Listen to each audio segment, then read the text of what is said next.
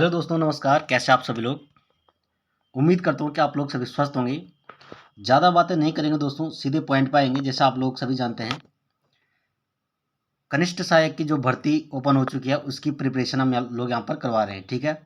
उत्तराखंड के जो most important question थे, पिछली वीडियो में हमने उनका डिस्कशन किया था। अभी मैं पुनः आप लोगों के लिए एक नई वीडियो लेकर आया हूँ। और आप लोग से एक रिक्वेस्ट है दोस्तों, यदि आप चैनल पर पहली बार हैं तो एक बार चैनल पर विजिट करके सब्सक्राइब जरूर कीजिए और साथ ही बेल आइकन को प्रेस जरूर कीजिए, ताकि सबसे पहले नोटिफिकेशन आपके पास पहुंचे और आप महत्वपूर्ण क्वेश्चन आंसरों की लिस्ट को देख सकें। ठीक है। और एक चीज़ और है कि साथ ही वीडियो को शेयर जरूर करना यार, और उन लोगों तक जरूर पहुंचा दो जो लोग बेसिक से गवर्नमेंट जॉब की तैयारी करना चाहते हैं। ठीक है। तो चलिए वीडियो की शुरुआत करते हैं। जैसे आप लोग स्क्रीन पर देख रहे होंगे दोस्तों, सबसे बड़ी बात यह है कि मैंने आप लोगों के लिए प्लेलिस्ट बनाई है। ठीक है। तो आप चैनल पर जाके प्लेलिस्ट के माध्यम से सारी वीडियो को देख सकते हैं। उत्तराखंड की अलग, हिंदी की अलग, वर्ल्ड जीके, इंडियन जीके, सारी तरह की मैंने प्लेलिस्ट बनाई है। साथ ही आप प्लेलिस्ट के माध्यम से उन वीडियो को देख सकते हैं। ठीक है। और साथ ही मैंने डिस्क्रिप्शन में हर वीडियो का लिंक दे रखा है, आप लोग वहाँ से भी दे सकते हैं। ठीक है। चलिए वीडियो की शुरुआत करते हैं। जैसे आप लोग स्क्रीन पर देख रहे होंगे, क्वेश्चन नंबर 1 है यहाँ पे। केंद्र सरकार के सैरोगेसी और ART बोर्ड में उत्तराखंड के किस कैबिनेट मंत्री को सदस्य के रूप में शामिल किया गया है? इंपॉर्टेंट क्वेश्चन है, ध्यान से समझना क्वेश्चन को। पहले, केंद्र सरकार के सैरोगेसी और ART बोर्ड, ये केंद्र सरकार के दो बोर्ड हैं। ठीक है, सैरोगेसी और ART बोर्ड। बात क्लियर है। उत्तराखंड के किस कैबिनेट मंत्री को, अब ये बोला उत्तराखंड के किस कैबिनेट मंत्री को सदस्य के रूप में शामिल किया गया है। ठीक है। ये जो दो बोर्ड हैं केंद्र सरकार के, इनमें क्या हुआ कि उत्तराखंड के कैबिनेट मंत्री को सदस्य बनाया गया है, ये बोल रहा है क्वेश्चन। ठीक है। तो इसका आंसर क्या होगा? ऑप्शन नंबर ए देख लीजिए, रेखा आर्य। ठीक है। ऑप्शन नंबर बी है doctor Dhan Singh Rawat. Option number C है सतपाल महाराज। और ऑप्शन नंबर डी है इनमें से कोई नहीं। ठीक है दोस्तों, इसमें जो ऑप्शन है अ, ब, श और दो में देख रहे हैं, लेकिन मैं इसमें क्या बोल रहा हूँ, ABCD बोल रहा हूँ। ठीक है। तो आप लोग समझ जाना ABCD कौन कौन से होते हैं। ठीक है। चलो मैं फिर वैसे ही बोल देता हूँ, बहुत सारे लोग कहीं कंफ्यूज ना हो जाए। ठीक है। तो इसमें जो राइट आंसर होगा हमारा ऑप्शन नंबर ब सही हो जाएगा। डॉक्टर धन सिंह रावत जो है दोस्तों कैबिनेट मंत्री हैं, उनको क्या किया गया, केंद्र सरकार की जो सैरोगेसी और ART बोर्ड है उनके सदस्य के रूप में शामिल किया गया। क्लियर होगी बात। अब बढ़ते हैं क्वेश्चन नंबर 2 पे। क्वेश्चन नंबर 2 है, नई दिल्ली में कर्तव्य पथ पर। अब क्वेश्चन बनता है कि कर्तव्य पथ कहाँ है, तो ये नई दिल्ली में है। बात क्लियर होगी। क्वेश्चन में ही आंसर है दोस्तों। ठीक है, लेकिन हमें सिर्फ ध्यान से पढ़ने की जरूरत है। नई दिल्ली में कर्तव्य पथ पर गणतंत्र दिवस समारोह, क्या बोल रहा है, गणतंत्र दिवस समारोह यानी 26 जनवरी 2023। ठीक। उत्तराखंड की झांकी को प्रथम स्थान प्राप्त हुआ। यह झांकी किस विषय पर आधारित थी? ठीक है। कर्तव्य पथ पर दिल्ली में गणतंत्र दिवस 2023 में क्या हुआ दोस्तों, उत्तराखंड की झांकी को प्रथम स्थान मिला है। अब ये पूछ रहा है कि ये झांकी जो बनी थी वो किस चीज़ पर बनी थी? प्रथम स्थान तो मिला है, ठीक है, लेकिन ये झांकी जो थी वो किसकी झांकी बनी हुई थी? अब ऑप्शन देख लीजिए। ऑप्शन नंबर अ है मानसखंड। ऑप्शन नंबर ब है जड़ी बूटी। ऑप्शन नंबर 100 है केदारखंड। और ऑप्शन नंबर 2 है जैविक खेती। तो इसका राइट आंसर हो जाएगा दोस्तों ऑप्शन नंबर अ, राइट हो जाएगा। मानस खंड पे जो है दोस्तों झांकी बनी थी। कर्तव्य पथ पर दिल्ली में क्या हुआ था, गणतंत्र दिवस समारोह हुआ था। कब की बात हो रही है? 2023 की। क्लियर। और मानस खंड की जो झांकियां उसको प्रथम स्थान दिया गया था। ठीक है। अब बढ़ते हैं क्वेश्चन नंबर तीसरे की ओर।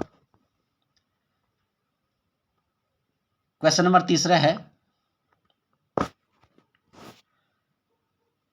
राष्ट्रीय पर्यावरण परिषद द्वारा उत्तराखंड के किस व्यक्ति को पर्यावरण श्री के पुरस्कार से सम्मानित किया गया? ठीक है, ध्यान से समझना। राष्ट्रीय पर्यावरण परिषद द्वारा उत्तराखंड के किस व्यक्ति को पर्यावरण श्री पुरस्कार से सम्मानित किया गया? अब देख लीजिए। ऑप्शन नंबर अ है कल्याण सिंह रावत। ऑप्शन नंबर ब है अनिल जोशी। ऑप्शन नंबर 100 है जगत सिंह जंगली। और ऑप्शन नंबर 2 है इनमें से कोई नहीं। ठीक है। तो पुरस्कार कौन दे रहा है दोस्तों? क्वेश्चन में राष्ट्रीय पर्यावरण परिषद पुरस्कार दे रहा है।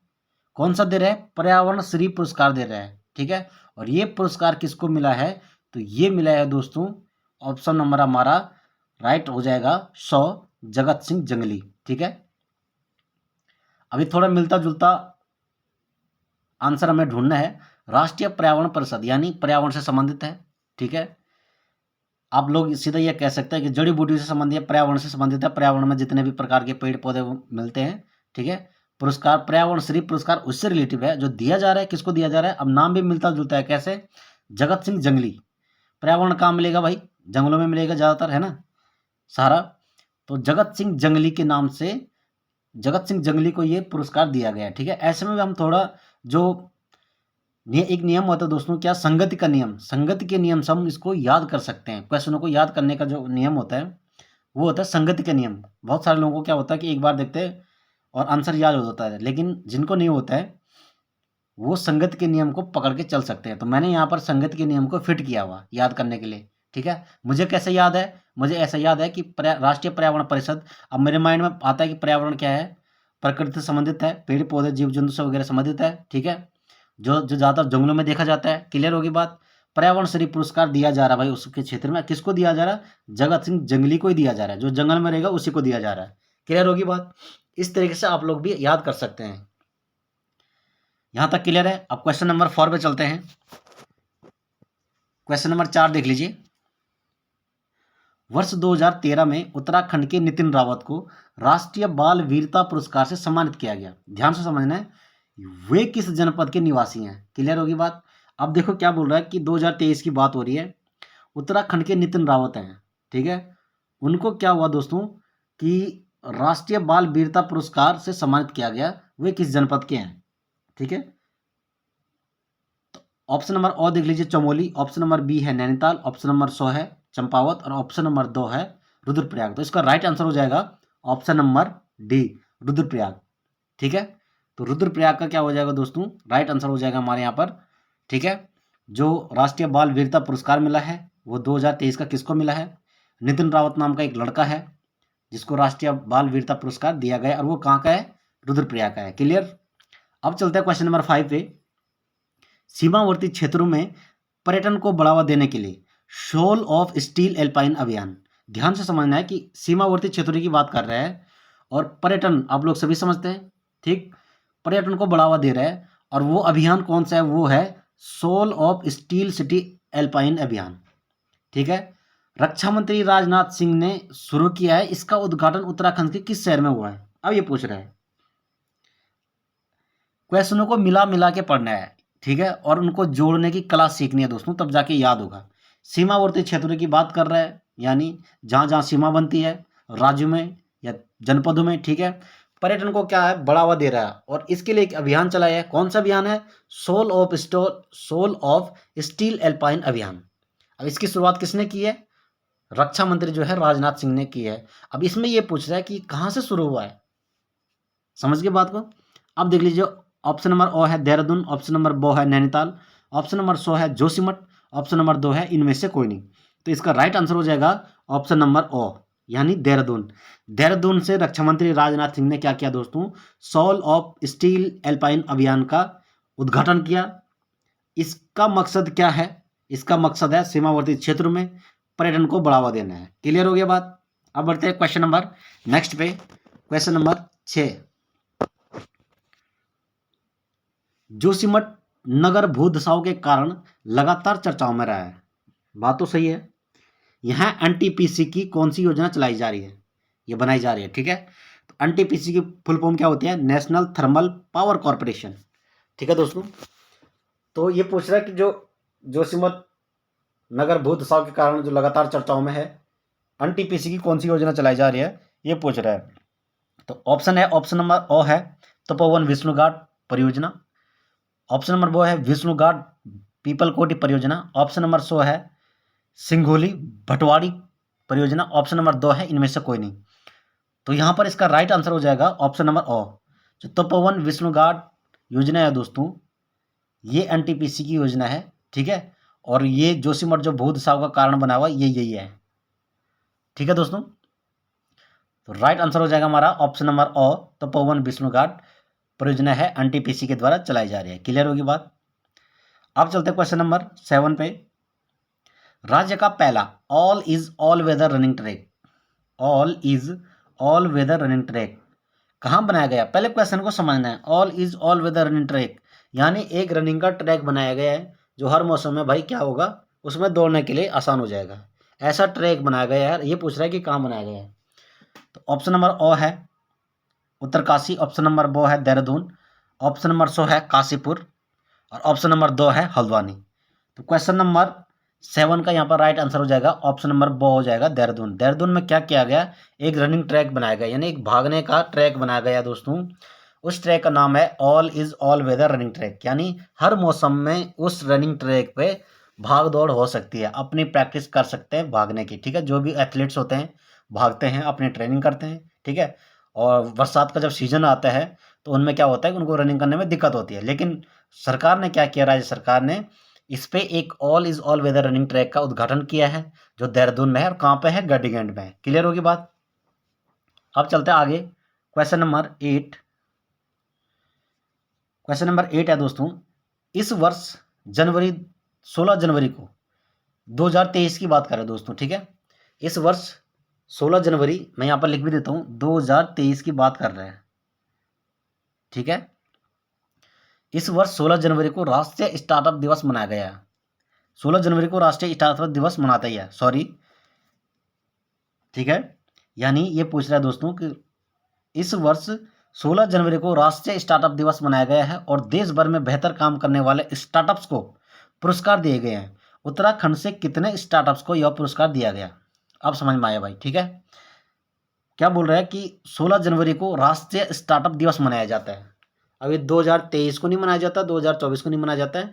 कहने का मतलब यह है कि ये हर साल मनाया जाता है। तो कब मनाया जाता है? 16 जनवरी को मनाया जाता है दोस्तों, राष्ट्रीय स्टार्टअप दिवस मनाया गया, ठीक है। देश भर में बेहतर काम करने वाले स्टार्टअप्स को पुरस्कार दिया गया है।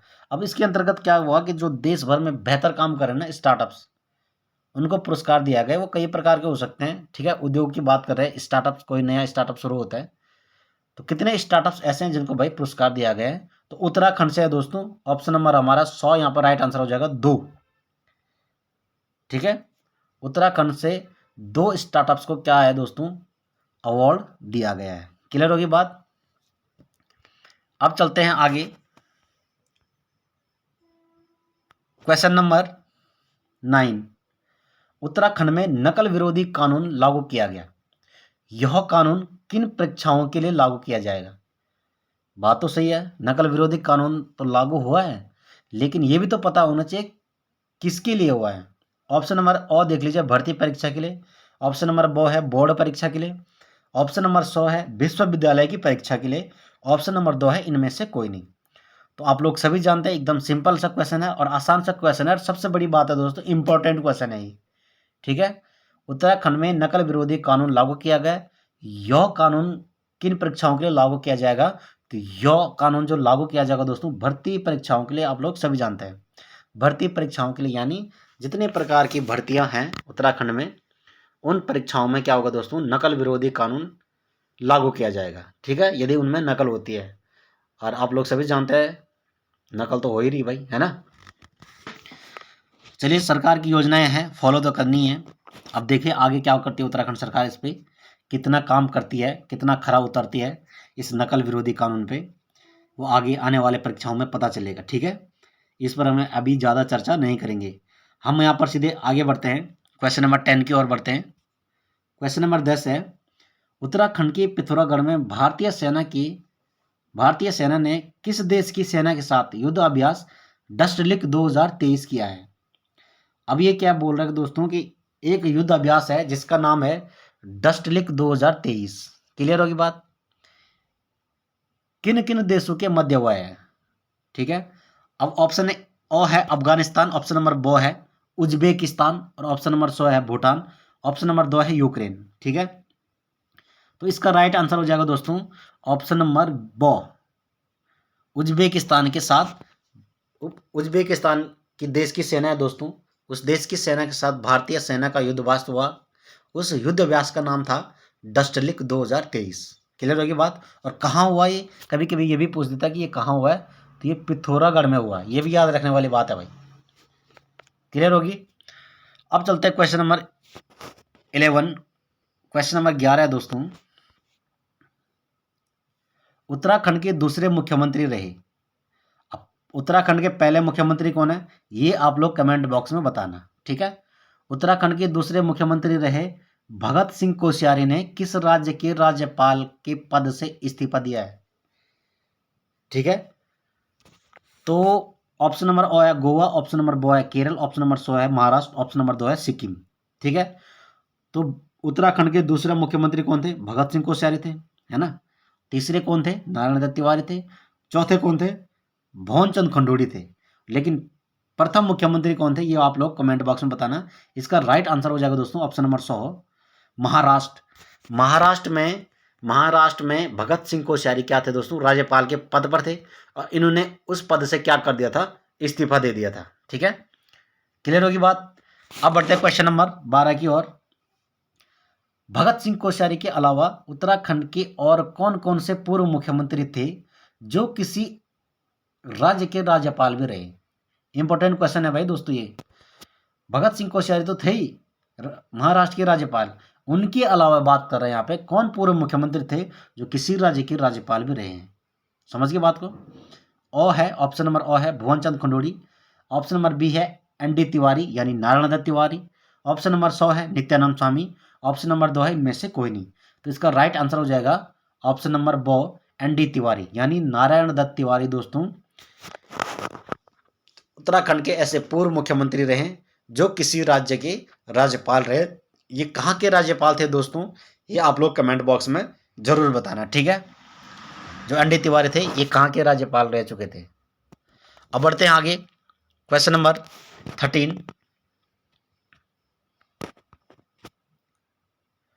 देश की पहली ग्रामीण विज्ञान कांग्रेस का आयोजन उत्तराखंड के किस शहर में किया गया।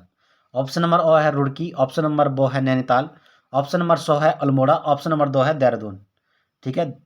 क्वेश्चनों को समझना है। देश की पहली है ग्रामीण विज्ञान कांग्रेस का आयोजन हुआ उत्तराखंड के किस शहर में हुआ, तो ये हुआ दोस्तों देहरादून में।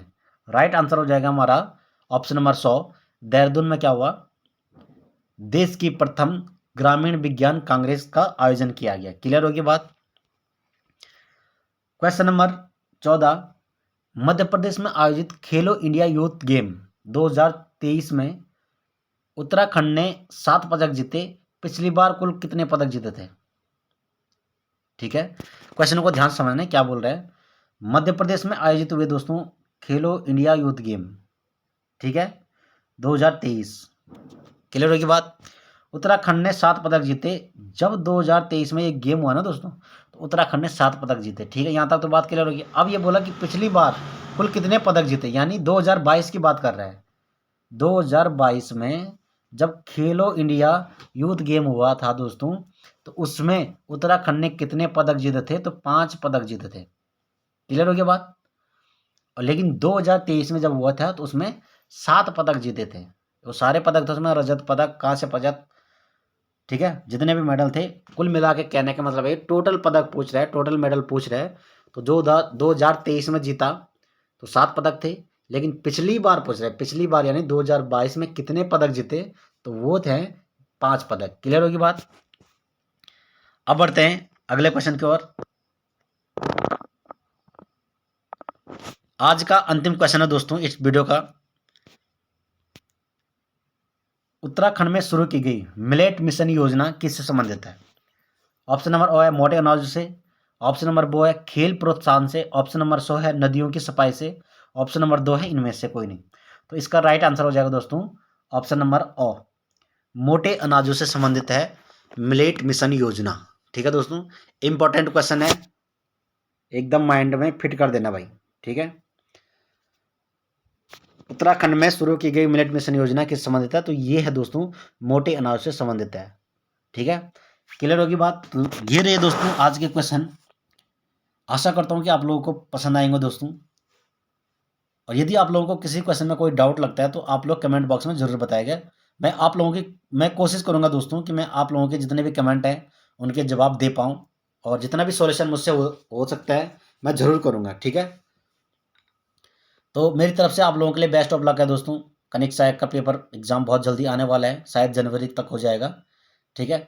तो मेहनत करते रहिए दोस्तों, हम लोग भी आप लोगों के लिए मेहनत कर ही रहे हैं। यदि आप लोग वीडियो को दिल से देखते हैं और दिल से पढ़ाई करते हैं तो यार वीडियो को एक बार शेयर जरूर करना यार, ठीक है, ताकि वो लोग भी आप लोगों की मदद से उन वीडियो को देख सकें जो लोग क्या करते हैं दोस्तों की कोचिंग नहीं ले पाते हैं ना।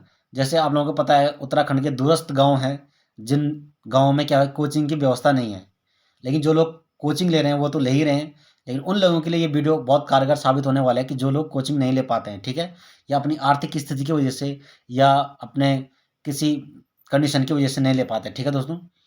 तो चलिए दोस्तों मिलते हैं एक नई वीडियो के साथ, तब तक के लिए धन्यवाद। जय हिंद, जय भारत, जय उत्तराखंड।